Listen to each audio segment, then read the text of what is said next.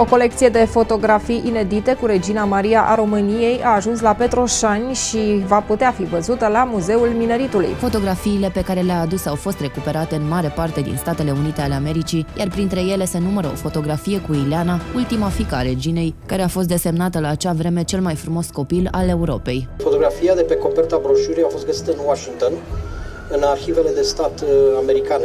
Colecția a fost dusă luni seara cu făclii spre Muzeul Mineritului de copiii care au organizat un spectacol de teatru, lumini și muzică dedicat acestui eveniment.